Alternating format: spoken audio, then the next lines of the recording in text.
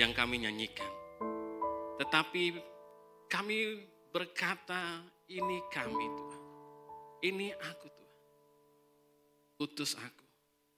Dan biarlah jemaat Tuhan di tempat ini siap untuk diutus. Karena kita adalah duta kerajaan Allah. Ada di tengah-tengah dunia ini. Dan siap untuk diutus. Karena itu Tuhan memperlengkapi kami. Supaya kami ketika diutus. Kami tahu apa yang harus kami sampaikan. Kami tahu apa yang harus kami beritakan. Karena itu Tuhan Engkau mengajar kami. Menuntun kami. Memperlengkapi kami. Kami adalah murid-Mu. Karena itu Tuhan yang memberkati kami. Kami siap untuk mendengarkan kebenaran firman-Mu. Yang mengajar kami. Menuntun kami. Menegur kami. Menguatkan kami. Supaya kami tahu apa yang harus kami beritakan. Apa yang harus kami sampaikan. Terima kasih. Roh Kudus Engkau mengurapi hamba-Mu dalam keterbatasan hamba-Mu. Hamba tahu bahwa kuasa Roh Kudus menolong kami. Terima kasih Tuhan. Kami anak-anak-Mu, kami murid-murid-Mu, siap untuk mendengarkan firman Tuhan. Yang siap mendengarkan firman Tuhan sama-sama katakan, amin. Haleluya. Silakan duduk Bapak Ibu Saudara sekalian. Terima kasih kepada tim Prison Worship ya, yang sudah melayani kita pagi hari ini. Dan saya juga berterima kasih untuk Bapak dan Ibu Gembala Sidang di tempat ini yang memberikan kesempatan bagi saya untuk menyampaikan firman Tuhan. Bapak Ibu, perkenalkan, nama saya Norman Maelisa. Saya datang dengan 1 RT gitu ya. Karena saya datang dengan istri saya dan 3 orang anak saya gitu. Nah, mereka duduknya di belakang gitu ya. Istri saya asli orang Pekalongan, saya asli orang Ambon gitu ya. Jadi ketemunya di Pekalongan waktu pelayanan, akhirnya Tuhan pertemukan kami dan tahun 2006 kami putuskan untuk hidup berumah tangga bersama dan dikaruniai 3 orang anak ya, 1 SMA, 1 baru 1 tahun setengah gitu. 1 di tengah-tengahnya, kelas 5 SD ya. Jadi usianya jaraknya jauh-jauh. Itu sekilas tentang perkenalan saya. Saya berdiri di sini kira-kira yang kedua kali. Bapak Ibu mungkin masih ingat kalau dulu tahun 2016 atau 17 gitu saya pernah diundang untuk menyampaikan firman Tuhan di tempat ini, tapi gedung gerejanya masih lama. Masih belum sekarang ini ya. Bagus fasilitasnya, tempatnya nyaman. Senyaman saya percaya, jangan sampai nanti waktu saya khotbah Bapak Ibu tertidur gitu ya. Gitu. Kalau ada yang tertidur, yang sebelahnya ingatkan, bangun. Yang khotbah ini diutus jauh-jauh dari Ambon. Kita belum diutus loh, kita masih di Jatibarang gitu. Nah itu, kalau Bapak Ibu siap diutus ke Ambon, ya saya senang hati gitu. Ya, gitu. Jadi kita diutus kemana saja kita mau ditempatkan. Gitu. Waktu lulus, tingkat 2 karena saya satu angkatan dengan gembala Bapak Ibu waktu kuliah di Tawamangu. Waktu diutus pertama kali lulus tingkat 2, saya tuh nggak tahu mau pergi kemana Bapak Ibu. Nggak tahu. Terus saya diajak sama Bapak Gembala, Pak Hensan, ayo ikut saya ke Rembang. Gitu ya. Waktu itu masih mungkin sudah lupa Bapak Gembalanya atau saya ingatkan lagi kembali. Nah, ayo kita ke Blora ya, ke Blora. Kayak ke Blora. Tapi ternyata yang di Blora itu waktu itu daftar 6 orang. Wah, ternyata Blora ini lahannya itu lahan basah kali ya. Senang gitu ke Blora gitu. Saya juga kan nggak tahu karena saya dari Ambon, 25 tahun di Ambon, tiba-tiba langsung ke Jawa, nggak tahu mau kemana gitu. Jadi kalau kita nyanyi lagu, ini aku Tuhan, utuslah dia gitu kan, nggak utus aku gitu. Nah saya tuh nggak tahu. Jadi akhirnya kami dipanggil sama staf, 6 orang ini dipanggil. Ya, 3 cewek, 3 wanita, 3 pria gitu ya. Dipanggil, ini singkat ya saya cerita, karena saya dikasih waktu 45 menit. Ya, terima kasih. Ya, saya sampaikan kalau lebih mohon maaf gitu ya. Kalau kurang ya tolong Bapak Ibu tambahkan. Tambahkan di rumah sendiri gitu. Nah, dengar lagi firman Tuhan. Saya lanjutkan. Waktu dipanggil, ya stafnya berkata tidak bisa 6-6 pergi ke Blora. Gitu. Siapa yang mau mundur gitu. Saya dalam hati mundur mau kemana gitu. Yang saya tahu cuma gembala. Saudara ini baik sama saya karena ya kita dekat di Tawamangu. Sampai pernikahan beliau aja saya sama mama saya datang loh. Jauh-jauh dari Ambon datang pernikahan mereka waktu di Surabaya. Jadi saya cuma tahu Hensan mau ajak gitu. Kemana ke Blora gitu. Akhirnya tidak ada yang mau mundur. Nah akhirnya saya menyatakan diri saya mundur. Karena Blora butuh ya bisa main musik, bisa main gitar kayak Fandi gitu. Saya nggak bisa Bapak Ibu. Main gitar cuman taunya 3 kunci C, F, G. Selebihnya mungkin baru belajar lagi karena kita ikut kelas gitar. Gitu. Jadi saya mundur yang bisa ke sana ada pemain musik. Terus saya ya sebelum mau diutus, saya dipanggil sama staf lagi, dikatakan, nanti kami tempatkan di Pati. Ini cabang dari Blora juga gitu. Jadi di Pati aja. Gitu. Saya bilang, oke siap Pak, di mana saja saya diutus, saya mau pergi karena saya nggak tahu sebenarnya gitu. Itu ya, saya nggak tahu karena saya nggak ada punya keluarga di Jawa. Ya, saya dari Ambon, saya adalah salah satu korban kerusuhan yang melarikan diri karena takut mati waktu itu. Gitu ya. Nanti satu hari sebelum mau ke Pati, saya dipanggil lagi. Waduh, sama Pak Yeskel itu. Norman, namamu sudah kami kirim ke Pekalongan. Di Pekalongan ada GBM. Saya bilang Pekalongan itu di mana? Ya, gereja GBM itu juga apa gitu Bapak Ibu. Saya nggak tahu sama sekali kondisi gereja tempatnya. Biasanya saya kalau ke Cirebon, teman saya namanya Algi juga, itu Pekalongan cuma mampir untuk transit di terminal Pekalongan, setelah itu lanjut. Jadi nggak pernah turun di Pekalongan. Tapi saya diutus ke Pekalongan. Ya, jadi akhirnya mau dan tidak mau, saya kan tidak tahu mau kemana. Saya pergi aja ke Pekalongan. Ya, naik beca pun juga waktu itu nggak ada GPS gitu bisa tahu alamatnya di mana. Cuma dikasih alamat jalannya di Ponorogo nomor 37. Akhirnya saya bilang sama tukang beca, Pak, ke jalan di Ponorogo Pak, 37. Nah, akhirnya saya sampai di Pekalongan, ya tahun 2001 ya, 2001 atau 2002, ya kita lulus itu 2 tahun setelah kuliah 2002. Dan saya di Pekalongan 1 tahun prakteknya, ya 1 tahun praktek, kemudian mereka mensekolahkan saya lagi. Mereka bilang, nanti kamu lanjut kuliah lagi ya. Nah, kuliah lagi ke Tawamangu, selesaikan S1-nya. Jadi saya balik ke Tawamangu, terus suruh balik lagi. Jadi saya kayaknya langganan di Pekalongan itu. Jadi akhirnya saya sampai sekarang di Pekalongan, sampai akhirnya dicarikan istri juga dapat orang Pekalongan gitu ya. Jadi saya diutus ke Pekalongan gitu. Mereka nggak tanya saya, kenapa kamu nggak balik ke Ambon? Enggak, wajah saya wajah orang Jawa, cocoknya saya di Jawa aja gitu. Ya. Jadi kalau di Tawamangu itu kumpul orang-orang Ambon, saya nggak ikut kumpul di situ. Karena ya saya kumpul sama teman-teman yang lain gitu ya. Jadi ya itulah saya. Sekilas tentang saya sampai saya akhirnya ada di Pekalongan dan hari ini saya diundang untuk melayani Bapak Ibu ya. Nanti kalau saya cerita kebanyakan saya, firman Tuhan enggak. Apa yang kita dapatkan Norman? Saya datang di sini mau dengar firman Tuhan, bukan cerita kamu aja. Sebab Tuhan firman-Nya itu hidup. Amin. Ya, mari kita akan buka firman Tuhan. Hari ini saya mau menyampaikan kepada kita temanya tentang info. Ya, info atau informasi. Saudara, saya baca-baca info, saya baca tentang Jatibarang. Wah, ternyata Jatibarang itu salah satu ya daerah di mana makanannya murah-murah. Gitu. Tadi malam kita makan ayam enak gitu ya, ayam bakar gitu kita makan sama. Katanya di sini nih rumah makan jarang tapi warung-warung kayak gini banyak gitu. Dan murah-murah gitu. Ya. Mungkin lebih murah Pekalongan, cuma di sana nasi megono gitu yang paling murah itu. Lainnya itu mahal-mahal gitu ya. Tapi Jatibarang itu. Nah, itu info yang saya dapatkan. Semoga nanti setelah selesai ini saya diajak makan juga ya untuk makanan yang lebih enak lagi gitu. Enggak, saya bercanda.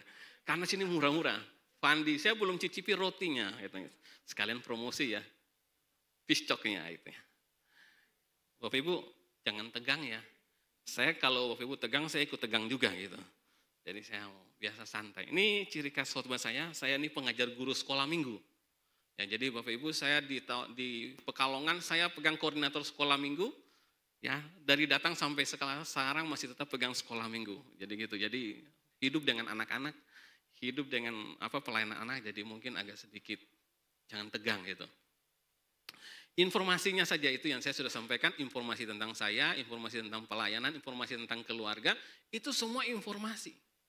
Tapi informasi yang saya ingin sampaikan, menurut Kamus Bahasa Indonesia, ya dikatakan bahwa informasi itu adalah penerangan, pemberitahuan, kabar atau berita tentang sesuatu. Nah, sesuatu yang kita akan sampaikan sesuai dengan tema kita tentang misi. Bahwa sesuatu yang kita sampaikan yang dulu sudah disampaikan awal-awal minggu pertama oleh Bapak Gembala tentang bagaimana orang kaya itu minta kepada Lazarus, tolong sampaikan kepada saudara-saudaraku. Masih ingat? Ya, itu sudah disampaikan. Ataupun sebagai penyampai sebagai informasi yang disampaikan oleh seorang perempuan Samaria yang disampaikan oleh Ibu Gembala. Untuk apa? Pergi menyampaikan bahwa ada Mesias, dia tahu tentang saya, dia tahu tentang hidup saya. Itu informasi yang membuat Samaria itu mengalami pertobatan. Ya, jadi sesuatu yang terjadi dia sampaikan. Sesuatu yang terjadi dia sampaikan. Nah saudara, apa yang terjadi dalam hidup saudara, saudara sampaikan sebagai sesuatu yang memberikan orang motivasi, semangat, menolong seseorang untuk mengenal tentang Tuhan lebih lagi. Amin. Ya, saudara mesti sampaikan itu. Dan hari ini kita akan belajar tentang informasi yang disampaikan oleh orang-orang yang namanya ini 12 pengintai. Informasi yang dari 12 pengintai. Ini cerita anak sekolah minggu mungkin Bapak Ibu sudah tahu. Kalau cerita tentang ini mungkin sudah paham. Dan kita tahu ceritanya. Tapi mari kita belajar bersama-sama. Bantu saya untuk buka dulu Bilangan pasal yang 13 ayat 1 dan 2. Tuhan berfirman kepada Musa, suruhlah beberapa orang mengintai tanah Kanaan yang akan kuberikan kepada orang Israel. Dari setiap suku nenek moyang mereka haruslah kau suruh seorang, semuanya pemimpin-pemimpin di antara mereka. Jadi Tuhan berfirman kepada siapa? Musa. Suruh untuk mengintai. Ya. Kalau bahasa Manado bilang mengente ya. Kalau nggak salah ya. Ya, pergi lihat. Tengok, lihat. Ya. Tanah Kanaan. Tanah yang akan kuberikan kepadamu. Lihat dulu di sana. Jadi Tuhan lagi menunjukkan masa depan mereka. Tuhan lagi tunjukkan masa depan daripada orang Israel. Tempat di mana kalian akan tinggal. Bapak Ibu, pagi hari ini di antara kita. Saya percaya Tuhan sudah tunjukkan masa depan Bapak Ibu. Dan dia merancangkan masa depan yang penuh pengharapan, yang percaya katakan amin. Ya. Dia sudah tunjukkan. Saya dulu itu nggak ngerti. Ini saya nih orang itu saya tuh cuma hanya punya satu perkataan mama saya yang berkata begini, Norman, kamu itu beruntung gitu aja. Itu saja kata itu. Buat saya senang gitu. Karena saya anak bungsu, saya tidak dianggap saya pokoknya orang yang latar belakang minder, Bapak Ibu. Ya, minder. Ya, jadi saya nggak bisa untuk berbicara di depan orang, sebenarnya saya grogi sekali gitu. Keringat dingin pertama kali saya khotbah itu keringat dingin. Ya, ini mumpung nggak keringat dingin karena AC-nya dingin-dingin. Gitu ya. Jadi saya senang gitu. Jadi nggak keringat dingin. Karena saya khotbah di hadapan Bapak Ibu. Nah, jadi karena saya itu minder, saya takut, Tuhan itu tunjukkan masa depan saya lewat mimpi Bapak Ibu. Mimpi saya itu pelayanan. Jadi saya punya mimpi itu setiap kali tidur mimpinya sama. Tidur mimpinya sama. Ketika saya sekolah Alkitab pun, ketika saya rasa lemah, pinginnya memundur dari sekolah, malam itu Tuhan kasih mimpi. Jadi mimpinya tentang pelayanan. Dan itu sudah selalu berulang-ulang kali Tuhan tunjukkan mimpi itu. Membuat saya itu yakin ini panggilan Tuhan. Yakin bahwa Tuhan sudah menunjukkan ini masa depan kamu. Hidup kamu. Tapi tahukah Bapak Ibu, ketika saya lulus, saya dapat tawaran pekerjaan. Ya, dari dua tempat, yang satu pegawai negeri, satu pegawai swasta.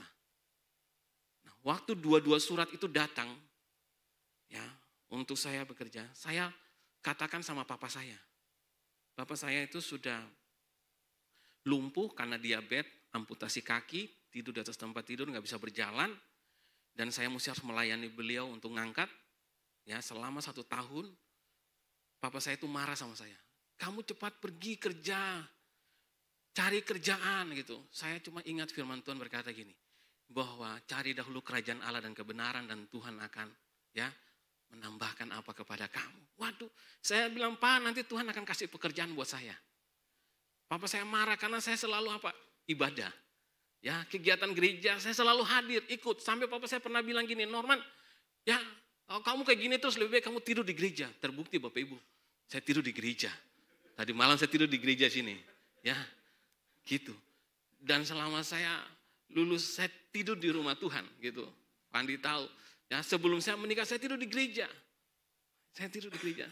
Papa saya bilang gitu, kamu bawa bantal tidur di gereja aja. Saya, Bapak Ibu, itu orang tua saya. Papa saya nggak percaya sama Tuhan. Dan saya ingin buktikan sama papa saya, bilang gini, Pak, percaya.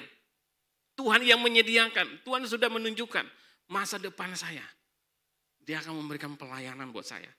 Dia akan berikan. Dan satu ketika surat undangan dari pemerintahan itu jadi pegawai negeri, dan kedua dari pegawai swasta. Saya tunjukkan dua-dua surat, saya bilang ini, Papa pilih sendiri. Mau pegawai negeri atau pegawai swasta, silakan Papa yang pilih. Saya bilang gitu. Dan Papa saya milih pegawai swasta. Papa bilang ke swasta aja. Kamu kalau pegawai negeri masih honor, swasta aja. Itu katanya. Jadi kamu swasta aja. Dan akhirnya Papa bilang ini, saya tahu perusahaan ini ya salah satu distributor bahan pangan yang ada di Ambon. Itu swasta yang pegang. Dan akhirnya saya kerja di situ. Ya, sejak Papa saya berkata swasta dan saya bilang, iya Pak, saya mau kerja. Dan sejak saya itu, Papa saya nggak berbicara sama sekali. Diam. 1 bulan saya kerja, saya dapat gaji pertama, Papa saya meninggal. Ya, jadi itu tahun 93, Papa saya meninggal. Saya dapat penghasilan pertama, Papa saya meninggal. Papa saya melihat anak yang terakhir yang bungsu sudah bekerja bagi saya gitu ya. Tapi itu Papa saya. Tapi sebelum dia meninggal, dia melihat bahwa Tuhan memang menggenapi, bahwa Tuhan menyediakan. Ketika kita cari kerajaan Allah, Tuhan menyediakan. Nah, 12 orang pengintai yang diutus ini para pemimpin. Ya, para pemimpin. Jadi nanti kita akan membaca ayat-ayat firman Tuhannya. Ketika mereka diutus, ini pemimpin-pemimpin yang luar biasa dari setiap 12 suku yang ada, kecuali ya suku Lewi. Lewi lagi apa? Mungkin Lewi lagi praise and worship karena mereka pelayanan di rumah Tuhan. Itu suku Lewi. Ya. Jadi yang lain itu menggenapi 12, makanya dari Yusuf itu ada 2 suku dari anaknya, Efraim dan Manasye. Jadi Efraim itu terpilih, dan dari Efraim itu ada namanya Hosea bin Nun yang Musa ganti namanya sebagai Yosua. Jadi Hosea bin Nun itu Yosua. Itu dari suku Efraim, dari keturunannya Yusuf. Dia yang menggantikan suku Lewi untuk mengintai, melihat masa depan mereka, tanah mereka yang akan mereka tempati. Nah, akhirnya 12 orang ini mereka pergi. Selama berapa hari? 40 hari mereka melihat. Mereka mulai memantau. Dan kita akan lihat, mari firman Tuhannya bisa ditayangkan ayat slide-nya berikutnya.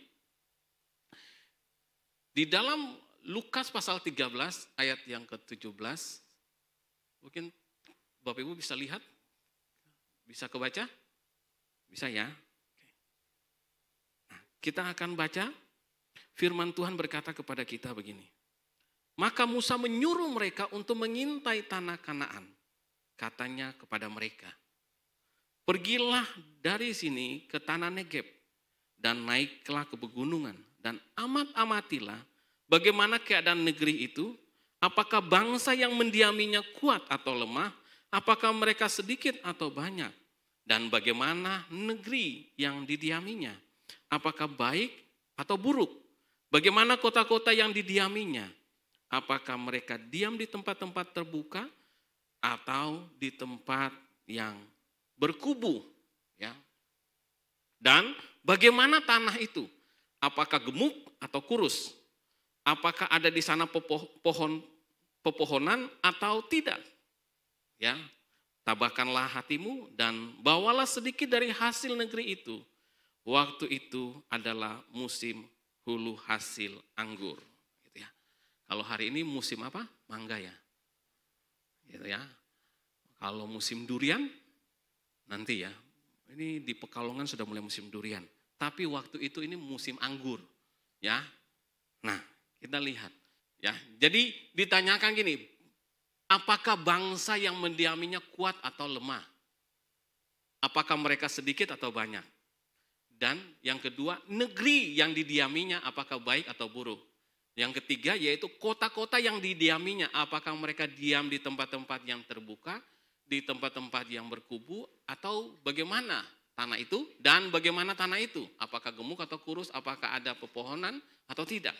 Jadi yang disuruh oleh Musa untuk mengamati yaitu ada 4. Ya, dikatakan. Yang pertama yaitu bangsa, negeri, ya, kota-kota, dan tanah. Jadi suruh lihat ini. Jadi kalau orang itu diutus, Bapak Ibu, kita kalau mau pergi kerja diutus kemana nih? Ke Jakarta. Wah, di sana bagaimana penduduknya? Wah, orang-orang di sana punya penghasilan gede-gede, UMR-nya tinggi. Kalau diutus ke Jatibarang, sabar dulu, mungkin UMR-nya rendah gitu. Jadi itu mungkin mereka mulai melihat apa yang dilihat. Nah, sekarang mereka disuruh lihat ini 4 ini. Bangsa, negeri, kota, dan tanah. Coba kita lihat. Klik. Bangsa itu bicara tentang kependudukannya. Penduduknya. Sedangkan negeri itu sistem pemerintahannya bagaimana? Disuruh tinjau. Kota, tata kotanya bagaimana? Ya, akan berkubu kah atau tidak? Ya. Tanahnya itu berpotensi, pertaniannya bagaimana? Ya, hasil tanahnya gimana? Jadi disuruh lihat itu kondisi ini, 4 hal ini. Jadi ketika kita pun mengutus anak kita kan kita tanya, kita mesti harus lihat dulu kondisi daerahnya gimana, penduduknya gimana. Orang-orangnya ini mereka terhadap kekristenan gimana gitu ya. Karena kita kan mau diutus. Saudara mau diutus daerahnya ini kalau dengar Injil gimana ya? Kalau kita sampaikan Injil bagaimana? Belak-belakan atau kita frontal bagaimana? Kita mesti harus menghadapi mereka. Kita mesti kan tahu. Karena ini masa depan penginjilan supaya Injil itu harus masuk. Kita mesti harus menyesuaikan dengan kultur orang itu, daerah itu. Tempat di mana kita akan pergi, penduduknya bagaimana? Jangan-jangan baru ibadah di rumah sudah langsung disuruh bubar. Nah itu yang terjadi karena dia kesalahan sendiri. Dia sudah minta maaf. Itu ya di Bekasi. Masih ingat? Ya. Jangan sampai ketika kita sampai pemerintahannya melarang untuk memberitakan Injil. Mungkin kayak di China gitu. Dulu. Ya. Bagaimana sistem pemerintahannya? Bagaimana tata kotanya? Ya. Apakah ini berkubu atau tidak? Jadi kita kan mesti belajar tentang informasi tentang daerah-daerah ini. Informasi tentang tanahnya. Bagaimana? Itu ya. Jadi kita lihat. Mereka disuruh mengamat-amati ini dulu. Orang-orangnya itu bersahabat enggak? Gitu ya dengan kita. 12 orang ini mereka pulang. Setelah 40 hari mereka mengamati bangsa, negara, kota-kota, dan tanahnya. Mereka pulang. Ya, karena ini ceritanya di pasal 13 dan pasal 14 ini cukup banyak. Jadi saya akan cerita ya, melangkah terus. Kita akan lihat. Mereka pulang dengan membawa hasil. Ya, mereka pulang dengan membawa hasil. Nah, kita akan lihat di ayat yang ke-23. Ayat 23 berkata, mereka pulang dengan membawa hasil. Ketika mereka sampai di lembah Eskol, dipotonglah mereka di sana suatu cabang dengan setandan buah anggurnya. Lalu berdualah mereka menggandarkannya atau memikulnya. Juga mereka membawa beberapa buah delima dan buah ara. Bisa dibayangkan 2 orang mikul. Itu setandan. Kita kalau pegang buah anggur, wah ringan sekali. Tapi ini hasil tanahnya. Jadi mereka bawa itu. Bahkan mereka juga membawa buah delima dan buah ara. Jadi hasil tanahnya itu bagus sekali. Nah, oke. Kita langkahin ayat yang ke-25. Firman Tuhan berkata, sesudah lewat 40 hari mereka mengintai, melihat negeri mereka itu. 26, dan langsung datanglah kepada Musa, Harun, dan segenap umat Israel di Kades, ya, di padang gurun Paran. Mereka membawa pulang kabar kepada keduanya dan kepada segenap umat itu, dan memperlihatkan kepada sekalian hasil dari negeri itu. Mereka menceritakan kepadanya, kami sudah masuk ke negeri kemana kau suruh kami, dan memang negeri itu berlimpah-limpah susu dan madunya, dan inilah hasilnya. Yang mereka bawa pulang adalah hasil apa? Tanah. Dari 4 yang disuruh lihat, amat-amati, yang dibawa pulang adalah hasil tanah. Jadi mereka bawa pulang anggur, delima, ya, dan ara, buah ara. Jadi hasil tanah dibawa pulang. Dan mereka mulai ceritakan.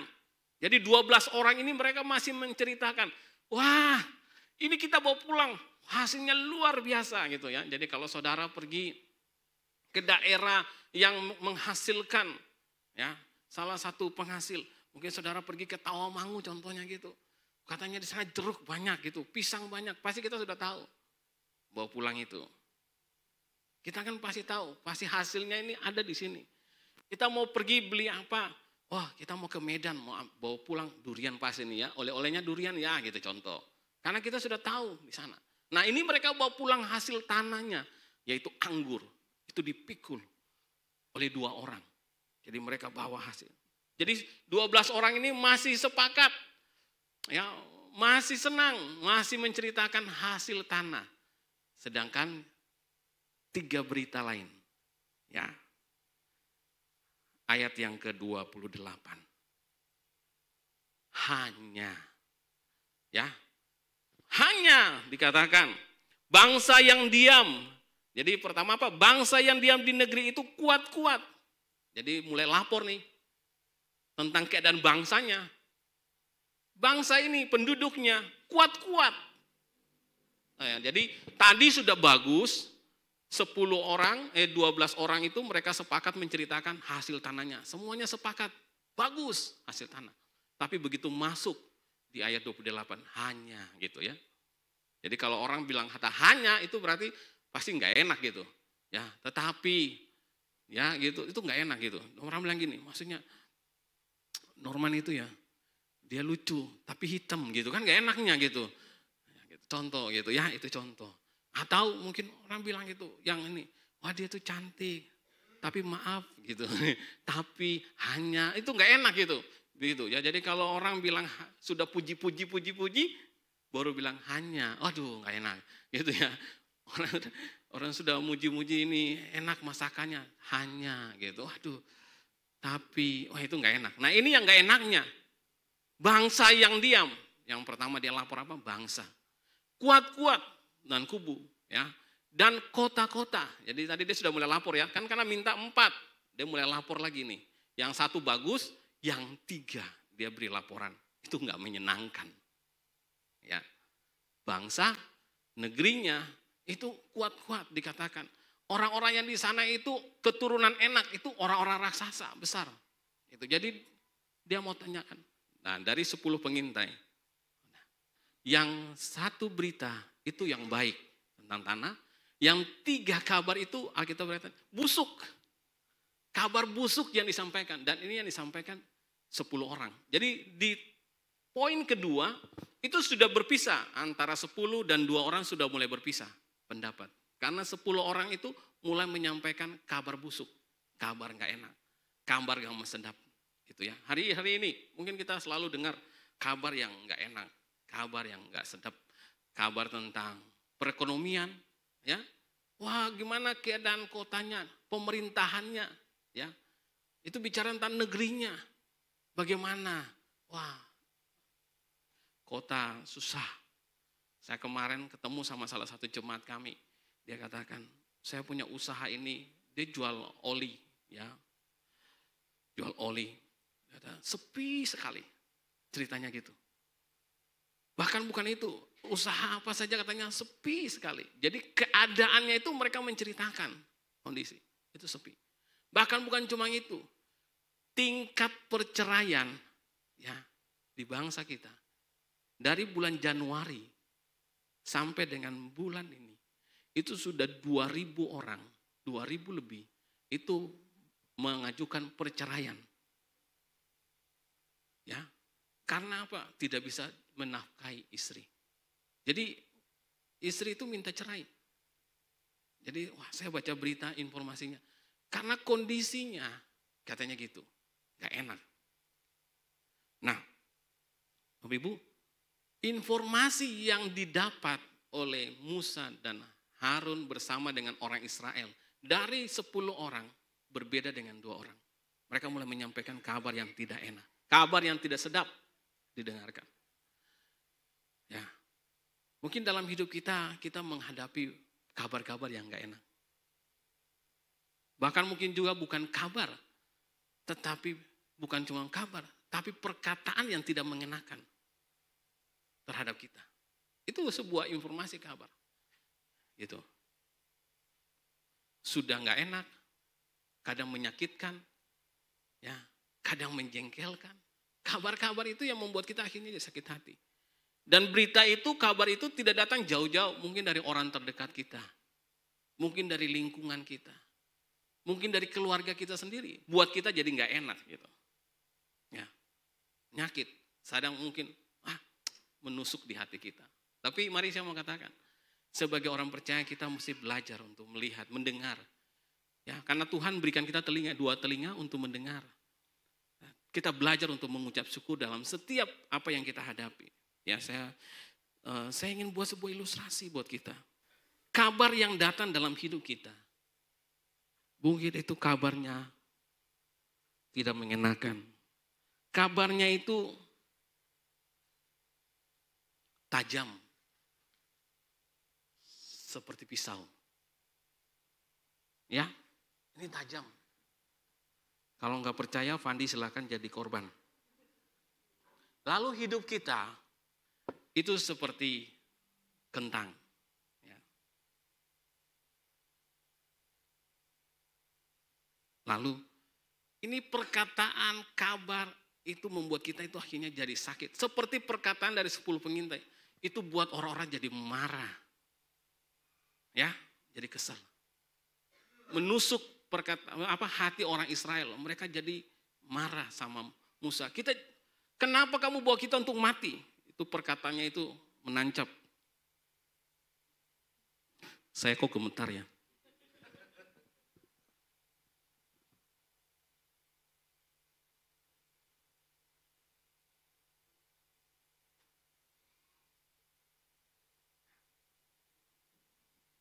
Ya, perkataannya kita simpan di hati. Nanti ya, saya pasti akan balas. Gitu ya, mungkin kita perkataannya itu, kabarnya itu buat kita jengkel. Ini seperti menusuk kehidupan kita, hati kita. Kita kan anak Tuhan, betul ya? Yang di sini anak Tuhan? Ya. Apa yang dilakukan oleh anak Tuhan? Firman Tuhan bilang, jangan balas kejahatan dengan kejahatan. Tapi dengan kebaikan. Yang masih balas dengan kejahatan berarti bukan anak Tuhan. Kita datang di kaki Tuhan. Tuhan, tolong Tuhan, cabut nih orang aja dia nggak suka, jangan dia ada di bumi. Serahkan sama Tuhan. Wah, perkataannya itu buat kita jengkel. Tuhan datang. Oke, Tuhan jawab. Baik. Saya akan cabut dia. Saya akan cabut dia, tenang aja.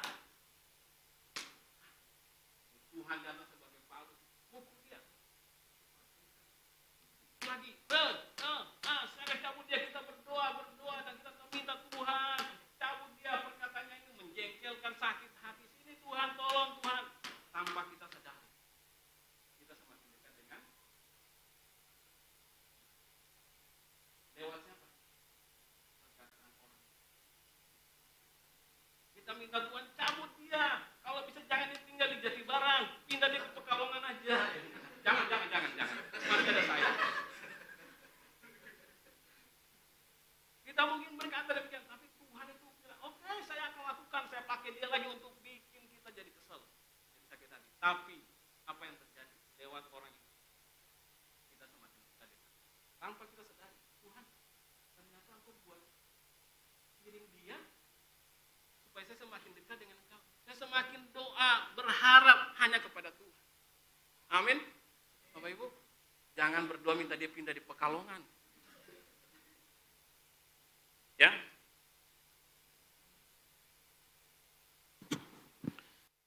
Perkataan daripada 10 orang ini salah respon oleh orang-orang Israel. Mereka salah respon. Ya.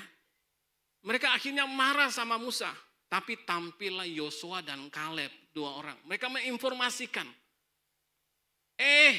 jangan takut sama mereka, ingat janji Tuhan. Dia akan menyertai kita, dia akan berikan tempat yang indah buat kita. Masa depan kita penuh pengharapan. Dia sudah sampaikan masa depan kamu, kenapa kamu takut? Ya, kamu perlu tahu bahwa mereka sebenarnya yang takut sama kita. Tapi apa? Kita selalu berkata, 10 orang, mereka itu raksasa. Kita ini belalang. Mereka itu kanibal, mereka pemakan orang. Mereka melihat raksasa, mereka melihat persoalan, mereka lihat pergumulan lebih besar daripada Tuhan. Padahal Tuhan pakai mereka, berperang kalahkan mereka. Duduki tanah yang aku akan berikan. Ya, nanti sore saya akan khotbah. Kalau Bapak Ibu rindu datang dengan khotbah saya. Kalau enggak rindu juga enggak apa-apa. Tapi saya tahu bahwa Bapak Ibu rindu. Makanya ikuti YouTube-nya aja. Gitu ya. Karena YouTube-nya saya lihat cuma 50 orang yang nonton. Ya, sedikit ya. Tapi saya mau nanti datang, hadiri. Saya akan khotbah tentang bagaimana Tuhan pakai orang-orang yang latar belakangnya itu tidak dianggap. Tapi Tuhan pakai untuk menggenapi rencananya. Dan apa yang terjadi Bapak Ibu? Lewat perkataan 2 orang ini mereka diancam. Alkitab berkata gini, ini orang-orang mereka mau melempari Yosua dan Kaleb itu dengan batu. Mereka malah melakukan tindakan yang tidak seperti yang Musa perintahkan. Karena mereka tidak mau melakukan itu, maka Tuhan menghukum mereka. Dengan 40 harinya mereka memantau. Itu hukuman bagi Tuhan, maka engkau akan ada di padang gurun 40 tahun. 1 hari dihitung Tuhan. Ya, 1 tahun.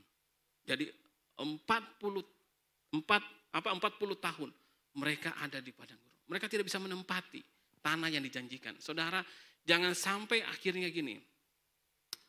Ya, masa depan yang Tuhan sudah berikan kepada kita itu terhalang hanya karena informasi yang kita dengarkan dari 10 orang yang membuat kita lemah, yang membuat kita down, yang membuat kita akhirnya hancur. Mungkin kita terlalu banyak dengar informasi karena sekarang gampang untuk kita tahu informasi. Ya, info di Jatibarang apa? Ya, info.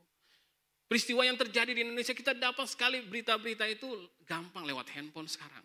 Beda seperti dulu waktu saya nontonnya TVRI aja, beritanya nanti Dunia Dalam Berita gitu ya, jam 9 malam. Jadi kita nontonnya gitu. Kalau Bapak Ibu tahu ini tertawa itu berarti generasi saya. Ya masih punya TVRI gitu, masih nonton TVRI. Nah, kita mau dengar apa? Dengar informasi yang melemahkan kita, menghancurkan kita, tapi mari kita dengarkanlah informasi dari 2 orang ini. Tuhan sudah menjanjikan masa depan buat saudara dan saya. Penuh pengharapan. Itu janji. Dia sudah janji. Tinggal bagaimana kita menggenapinya. Jangan sampai akhirnya ketakutan itu yang datang dari 10 orang. Itu menghambat iman kita untuk meraih janji masa depan itu. Jangan sampai ketakutan itu menghentikan langkah kita untuk, aduh, jangan deh. Nggak jadi, mundur lagi. Kadang ketakutan itu membuat kita akhirnya tidak mau maju, mau melangkah. Padahal Tuhan sudah berkata, aku berikan masa depan, aku sudah janjikan masa depan. Dan itu saya lihat Bapak Ibu. Betapa Tuhan baik ketika Tuhan sudah memberikan itu. Mari kita, mau simpan mana? Mau tanya Bapak Ibu, koran itu kalau laku, beritanya baik atau beritanya buruk? Koran. Ya, orang paling senang itu ikuti. Ya, Ruben Onsu maaf dengan istrinya.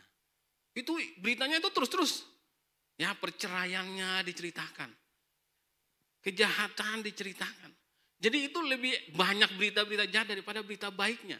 Kalaupun orang itu baik, pasti diubah jadi jahat beritanya. Jadi jelek. Karena itu orang itu kayaknya tertarik dengan berita busuknya. Baik bangsa, negara maupun kota. Itu disampaikan. Mereka sampaikan di sana itu ada orang enak.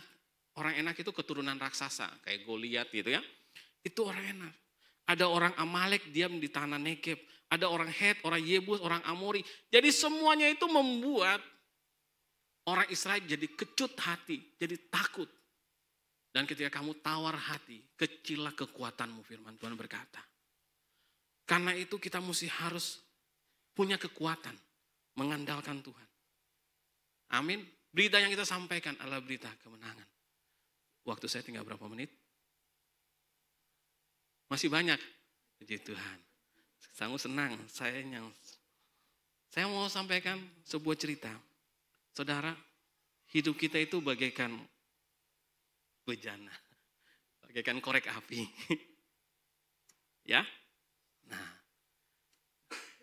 korek api ini seperti api yang menyala, yang senantiasa menyala terus dalam hidup kita. Kita punya roh yang mesti harus berapi-api. Sekalipun ada perkataan yang nggak mengenakan peristiwa, situasi, keadaan, kita dengar. Tapi saya tetap bersyukur, saya percaya Allah saya hebat, saya percaya Tuhan saya kuat, Allah saya luar biasa. Tetap berapi-api dalam Tuhan. Amin. Saya mau menyampaikan tentang Allah yang hebat. Saya mau berapi-api terus. Tapi sadarilah, hari demi hari hidup kita seperti ya perkataan-perkataan yang datang dalam hidup kita. Sehari-hari. Mungkin kita akhirnya berkata gini, sebentar saya minum dulu.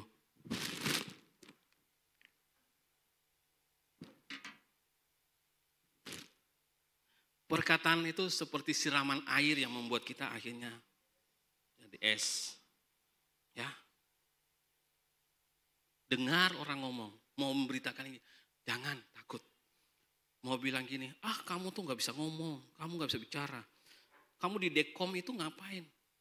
Kalau suruh kesaksian, enggak, kamu aja. Disuruh doa, kamu saja. Apinya lama-lama jadi apa? Padam. Hidupnya gini. Dengar firman. Mau melakukan gak bisa. Akhirnya apa yang terjadi rekan-rekan? Apinya jadi apa? Padam. Dekomnya ada 6. Siapa yang belum ada di dekom? Itu ya, hadir dekom. Di dekom itu kita dengar kesaksian teman. Kita firman Tuhan. Kita datang ini ya. Kita tahu, saya mesti harus kumpul deh sama teman-teman. Nanti situ saya kuat. Perkataan orang ini gak enak. Berita yang saya dapatkan gak enak. Di mana Kang kau? Oh, dekomnya terlalu jauh. Tapi saya tetap setia. Ketemu. Kita kumpul yuk. Dia cerita nih, saya itu ya sudah lama gak dengar firman. Saya dengar berita, gak enak. Perkataannya busuk terhadap saya. Sampai akhirnya saya dulu berapi-api, saya bersemangat. Sekarang saya sudah padam, wah gak bisa. Saya butuh kekuatan dari teman.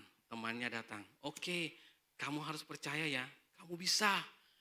Kamu akan berapi-api, kamu pasti kuat. Tenang aja, percaya sama saya. Di dekom kita saling menguatkan satu sama yang lain. Di gereja kita dengar firman Tuhan, api itu perlu dekat. Ya, apa yang terjadi? Karena dia dekat. Karena dia dekat dengan temannya. Oke, semakin hari semakin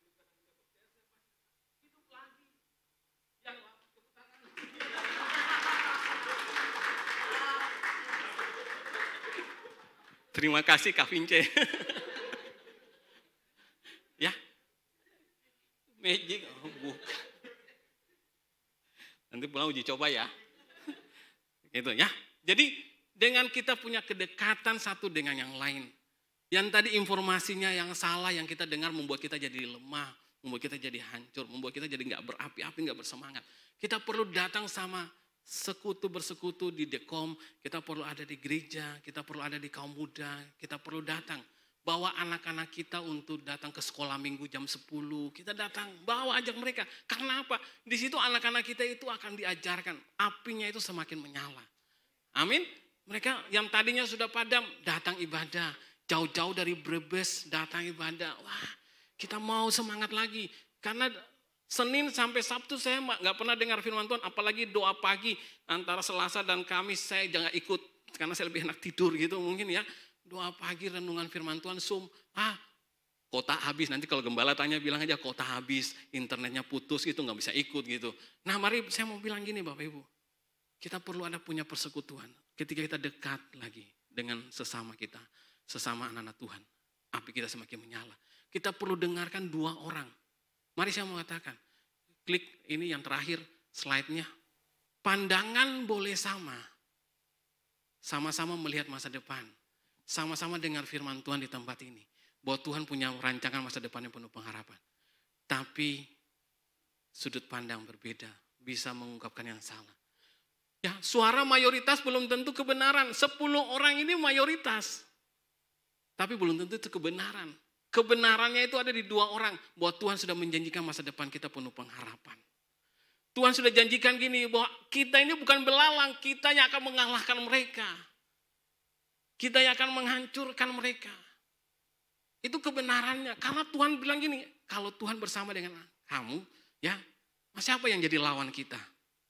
Nah Bapak Ibu, kalau nanti kita baca Alkitab ini pasal 14, di situ orang-orang yang tadi menolak Musa, mereka bilang gini, ayo kita maju berperang sendiri. Mereka maju, mereka tidak bawa siapa? Tidak mengikuti kata pemimpin Musa. Musa bilang sebenarnya jangan, mereka maju. Mereka kalah. Mereka tidak mensertakan Tuhan. Tabut Tuhan tidak beserta dengan mereka. Mereka kalah. Mereka tidak mau dengarkan apa yang nasihat pemimpin. Mereka kalah. Ya, itu nanti kalau kita baca. Tapi ini mari sebuah kebenaran. Tuhan beserta dengan mereka. Mau kita beroptimis atau bukan mau jadi pesimis. Ya, dengar berita, saya mau bergerak, saya mau maju, saya mau. Dan saya percaya kalau kita ada bersama dengan Tuhan, kita pasti akan optimis untuk maju terus bersama dengan Dia. Amin. Ya. Dan kita akan melihat kemenangan.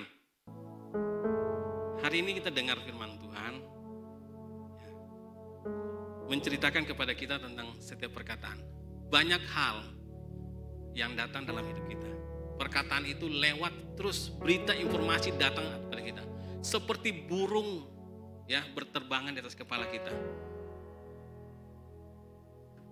Kira-kira burung itu kalau terbang di atas kepala kita, dia bisa, maaf kata, di atas kepala kita. Untung-untung kalau pakai helm gitu ya. Kalau kepalanya gundul kayak saya di atas tengah sini, waduh, gak enak baunya. Tapi mari saya mau katakan, perkataan itu seperti lewat gitu. Jangan sampai perkataan itu kita simpan. Artinya kita bilang gini, burungnya itu saya terbang. Kita kasih kesempatan burung bikin sarang di kepala kita. Jangan. Perkataan-perkataan itu bisa datang. Informasi yang kita terima, jangan sampai kita simpan itu. Mungkin perkataan itu nggak enak. Ya, seperti kotoran burung. Kita mesti bersihkan. Jangan berkata gini, oh jarang nih pelihara gitu. Jangan. Ya, kita mesti harus bersihkan. Dan jangan kita biarkan burung bikin sarang di atas kepala kita. Kita mesti harus punya pandangan, sudut pandang seperti Kristus. Aku berikan masa depan buat kamu. Tuhan sudah janjikan, kita akan menduduki tempat itu. Bahkan Tuhan Yesus janjikan gini, satu tempat yang indah di kerajaan sorga nanti. Tuhan janjikan, dan itu keputusan dari sekarang. Ya, supaya kita ada bersama dengan Dia di tanah yang Tuhan sediakan, Yerusalem baru. Bersama dengan Tuhan Yesus. Amin. Ya. Semuanya mari kita bangkit berdiri bersama-sama. Kita perlu berdoa, Tuhan, informasi yang saya terima, berita yang saya terima, biarlah berita itu memberikan kekuatan buat saya. Kalaupun itu melemahkan saya, ajar saya untuk senantiasa mengucap syukur. Karena Tuhan, lewat ucapan syukur, Tuhan membawa kita lebih dekat dengan Dia. Tuhan menuntun kita untuk senantiasa beserta dengannya. Kita akan nyanyikan pujian yang tadi telah dinyanyikan.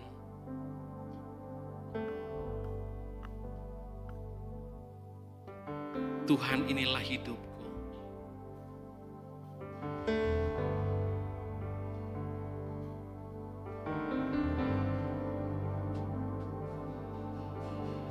Tuhan, inilah hidup, ku serahkan, ku serahkan padamu segala cita-citaku, masa depanku menjadi milikmu.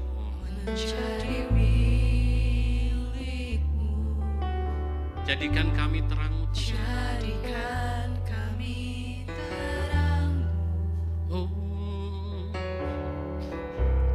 di tengah kegelapan dunia, membawa bangsa-bangsa kepadamu. Tuhan, ini kerinduan, pakailah Tuhan bagimu Tuhan, seluruh hidupku. Pakailah Tuhan bagi kemuliaan-Mu. Genapi seluruh rencana-Mu, sampai bumi penuh kemuliaan. Oh, bagimu Tuhan, bagimu Tuhan, seluruh hidupku. Pakailah Tuhan bagi kemuliaan-Mu. Genapi seluruh rencana-Mu, sampai bumi penuh kemuliaan-Mu. Bapak Ibu Saudara, kalau kita nyanyikan pujian ini, kita mau berkata, Tuhan pakai aku ya untuk bumi ini penuh dengan rencana Tuhan. Tuhan utus kita di tempat di mana kita berada. Kita bisa mengamati bagaimana bangsa ini, negeri ini, kota ini, dan kita dapat menyampaikan akan kebenaran firman Tuhan, supaya kota di mana kita berdiam mengenal Kristus Tuhan kita. Amin. Saya percaya ketika kita berharap kepada Tuhan, apapun yang kita hadapi, pergumulan yang kita hadapi, seperti raksasa-raksasa, Tuhan sudah janjikan bahwa Tuhan lebih besar dari setiap pergumulan yang kita hadapi.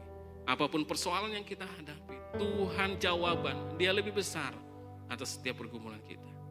Jangan sampai ketakutan menghambat iman kita untuk melihat masa depan kita. Jangan sampai ketakutan menghentikan langkah kita untuk meraih akan tanah yang Tuhan sediakan, akan berkat yang Tuhan sediakan. Percayalah, Tuhan Yesus menolong kita. Hadirlah dalam persekutuan, memberikan kekuatan bagi kita. Ini kami Tuhan, bagimu Tuhan. Saya serahkan kepada Bapak Gembala.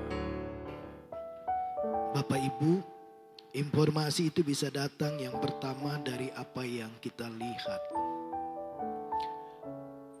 12 pengintai melihat objek yang sama, orang yang sama, kota yang sama, bangsa yang sama, tanah yang sama. Tapi mereka menangkap informasi yang berbeda.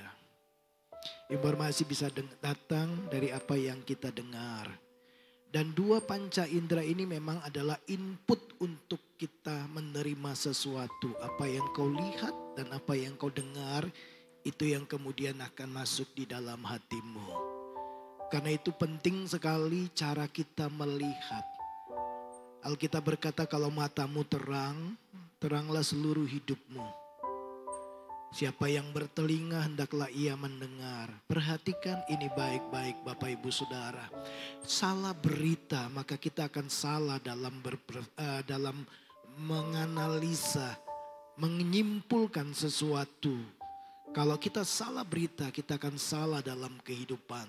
Kalau kita salah dalam kehidupan kita nggak akan pernah sampai pada tujuan rancangan yang Tuhan sediakan dalam hidup kita. Bapak Ibu, belajarlah melihat sebagaimana Tuhan melihat. Sebelum segala sesuatunya Tuhan sudah menyampaikannya kepada bangsa Israel bahwa tanah Kanaan itu akan menjadi milik pusaka mereka. Mereka sudah tidak jauh dari tempat itu. Tapi kemudian karena respon mereka yang salah, karena ketidakpercayaan mereka, mereka harus berjalan berputar lagi 40 tahun. Kalau kita salah berespon, Bapak Ibu, itu akan membuat kita berputar-putar dan kita nggak akan tiba di tempat di mana Tuhan telah menetapkan tanah perjanjian buat kita. Saya suka dengan apa yang Yosua dan Kaleb katakan. Di dalam Bilangan 14 kemudian di ayatnya yang ke-9. Mereka berkata demikian. Hanya janganlah memberontak kepada Tuhan. Dan janganlah takut kepada bangsa negeri itu. Sebab mereka akan kita telan habis. Perhatikan ini. Yang melindungi mereka. Sudah meninggalkan mereka. Sedang Tuhan menyertai kita. Kadang-kadang pertempuran itu adalah pertempuran yang tidak kelihatan Bapak Ibu. Kita yang ada di dalam dunia usaha pasti tahu itu. Kita punya toko bangunan, orang lain juga punya toko bangunan. Betul? Kita punya toko pertanian, orang lain juga punya toko pertanian. Kita jual sembako, orang lain juga jual sembako. Tapi kita tidak tahu bagaimana mereka bekerja. Bagaimana mereka menjalankan usaha mereka. Mereka bisa pakai cara yang lain. Mereka bisa pakai orang pintar. Mereka bisa pakai dukun. Mereka bisa pakai apapun. Tapi dengar ini. Yang menyertai mereka sudah meninggalkan mereka. Ketika Tuhan menyertai kita. Waktu orang Kanaan dengar bagaimana Tuhan mengeluarkan Israel dari Mesir. Orang-orang Kanaan menjadi gentar. Yang menyertai mereka, yang tidak kelihatan yang menyertai mereka, itu sudah meninggalkan mereka. Tapi Yosua bilang begini, yang menyertai kita, itu selalu ada bersama dengan kita. Dia Immanuel. Bapak Ibu, hari-hari ini memang banyak kabar buruk tentang ekonomi. Banyak keluhan-keluhan, tapi dengar ini baik-baik. Yang menyertai kita, Immanuel. Allah beserta kita. Itu sekali-kali tidak pernah tinggalkan kita. Dia ada, dia berdiam di dalam saudara dan saya. Kalau dia ada bersama dengan saudara, jaminan masa depanmu itu adalah Tuhan sendiri. Yang menciptakan langit dan bumi. Yang bisa membuat jalan baru di padang gurun. Membuat membuat sungai di padang belantara. Itu Tuhan. Karena itu jangan takut, jangan gentar dengan semua berita yang ada di luar sana.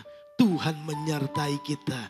Amin Bapak Ibu. Kalau kita salah menerima informasi, salah menyimpan berita dalam pikiran dan hatimu, engkau pasti takut dan gentar. Di awal pertama kali ketika mereka mau masuk ke tanah Kanaan, Tuhan bilang sama Yosua, Yosua, jangan takut dan gentar hatimu. Seperti aku menyertai Musa, aku menyertaimu. Bapak Ibu, hari ini Tuhan bilang sama kita, jangan takut dan gentar hatimu. Sebab aku menyertaimu. Amin. Ini pesan Tuhan buat hari ini buat kita. Apa yang kau dengar itu sangat penting. Pesan saya, dengarkan firman Tuhan. Caramu melihat, belajarlah melihat seperti Tuhan melihat. Tuhan melihat bahwa masa depan kita itu sungguh ada, indah dan penuh pengharapan.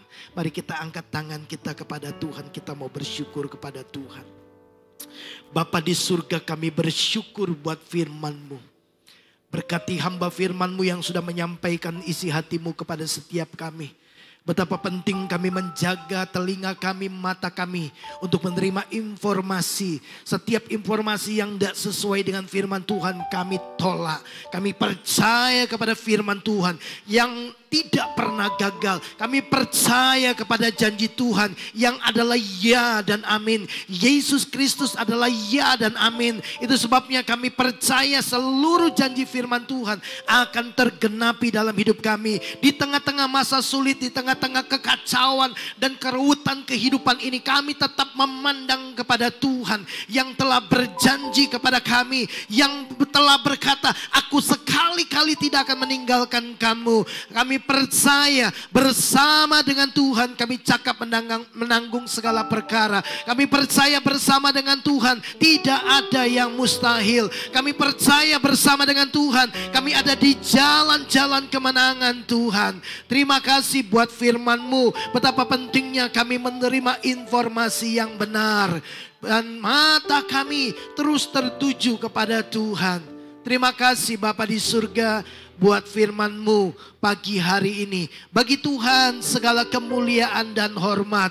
Menyerahkan seluruh umat Tuhan ke dalam tangan-Mu. Firman-Mu berkata bahwa Tuhan akan membuat perbedaan sekali lagi antara orang-orang yang beribadah dengan yang tidak beribadah. Karena kami tahu Tuhan, waktu kami mencari Tuhan, Engkau Tuhan yang berkenan untuk dijumpai. Engkau Tuhan yang akan berperkara bersama-sama dengan kami, membela kami dan membawa kami di masa depan yang penuh dengan kemenangan, perjalanan yang berhasil dan beruntung. Terima kasih buat anugerah yang Tuhan beri buat kami. Terima kasih buat firman Tuhan. Bagi-Mu Tuhan segala kemuliaan. Terima kasih Bapa di surga, kehadiran-Mu di tengah-tengah ibadah kami menjadikan ibadah ini penuh dengan berkat dan anugerah, menjadikan ibadah ini menjadi ibadah yang diberkati oleh Tuhan karena kehadiran-Mu dan oleh firman-Mu. Terima kasih Bapa di surga, kami bersyukur kepadamu. Kristus, sekarang kekasih-kekasih Tuhan,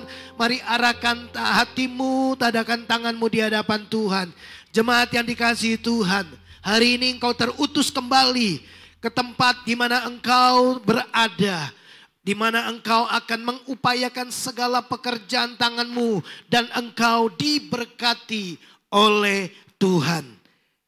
Kembalilah ke tempatmu dan terimalah berkat yang terbaik daripada Allah Bapa, kasih sayang daripada Tuhan Yesus Kristus, dalam persekutuan Allah Roh Kudus.